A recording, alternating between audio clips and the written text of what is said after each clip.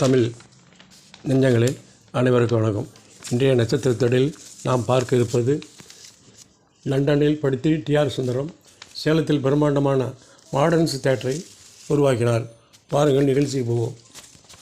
Gemini, AVM ஆகிய ஸ்டூடியோக்களை போல தமிழ்நாட்டில் மிகவும் புகழ்பெற்று விளங்கிய மாடர்ன் தியேட்டர்ஸ் இங்கு 100க்கும் மேற்பட்ட படங்கள் தயாரிக்கப்பட்டன. சென்னைக்கு வெளியே சேலத்தில் தொடங்கப்பட்ட இந்த ஸ்டூடியோ மிகவும் பிரமாண்டமாக நடிகர்கள் நடிக்க வைத்து ஒளி மாற்றங்களை செய்து வந்த நிறுவனம் தான் மாடர்ன் தியேட்டர்ஸ். இந்த ஸ்டூடியோவில் அதிபரான டிஆர் சுந்தரம் சேலம் மாவட்டம் திருச்செங்கோடு மாவட்டம் 1907 ஜூலை 16 பிறந்தார். இவருடைய தந்தை வி ராமலிங்கம் முதலியார் மில்களில் இருந்து மூளையை வாங்கி மொத்தமாக வியாபாரம் செய்து வந்தார். அவருடைய 5வது மகன் தான் டிஆர் சுந்தரம். தாயார் பெயர் கணபதி அம்மாள். ஆரம்ப கல்வியை சேலத்தில் கற்ற சுந்தரம் சென்னை மாநில கல்லூரியில் சேர்ந்து பிஏ மற்றும் பிஎஸ்சி பட்டங்களை பெற்றார். அதன் பிறகு சுந்தரம் லண்டனுக்கு சென்றார். ஜவுளி தொழிலில் உயர்கல்வி பயின்றார். நூல்களுக்கு வண்ணம் சேர்க்கும் தொழில்நுட்பத்தை கண்டறிந்தார். லண்டனிலிருந்து டிஆர் சுந்தரம் கிளாட்சிஸ் என்ற ஆங்கில பெண்ணை காதலர் மனம் திருமணம் செய்து கொண்டார். இருவர் பதிவு திருமணம் செய்து கொண்டார்கள்.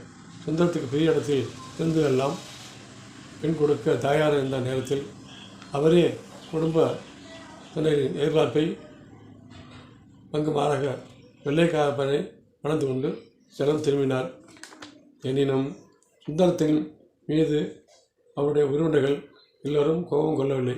சுந்தரத்தின் சகோதரர் முருகேச முதலியாரும் மற்ற உறவினர்களும் சுதந்திரத்துக்கு அவருடைய மனைவிக்கும் மாலை மாற்றிக்கொண்டார்கள். ஜவுளி தொழிலில் உயர் படிப்பு படித்திருந்த சுந்தரத்துக்கு அந்த தொழில் மீது ஆர்வம் ஏற்படவில்லை. லண்டனில் இருந்து அவர் சேலம் திரும்பிய போது 1933 சேலத்தில் ஏஞ்சல் ஃபிலிம்ஸ் என்ற கம்பெனியை சினிமா படங்களை எடுத்து வந்து சினிமா தொழிலில் ஆர்வம் கொண்ட டிஆர் சுந்தரம் ஏஞ்சல் ஃபிலிம்ஸ் அதிபரான வேலாயுதம் பிள்ளை, சுப்ராய பெரியார் ஆகியோருடன் கூட்டு சேர்ந்து சினிமா படம் தயாரித்தார்.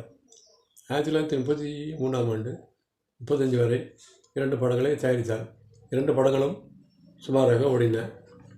அக்காலத்தில் படம் தயாரிப்பதற்கு கல்கத்தாவுக்கு போக வேண்டிய நிலை இருந்தது. அதற்கடுத்தாலும் கல்கத்தாவுக்கு போக வேண்டி இருக்கிறதே, அதற்கு பதிலாக சேலத்திலேயே ஒரு ஸ்டுடியோ அமைத்தால் என்ன என்று கேள்வி டிஆர் சுந்தரம் மனதில் எழுந்தது.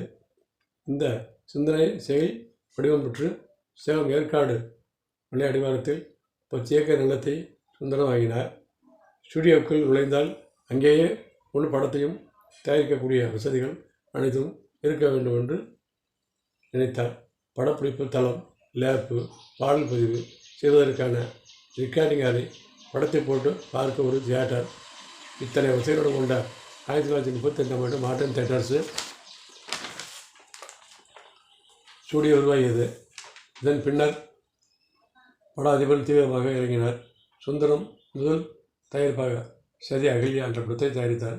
பிற்காலத்தில் கவர்ச்சி கண்ணி ஆக திறந்த இலங்கையைச் சேர்ந்த தவமணி தேவிதான் இந்த படத்தில் கதாநாயகி.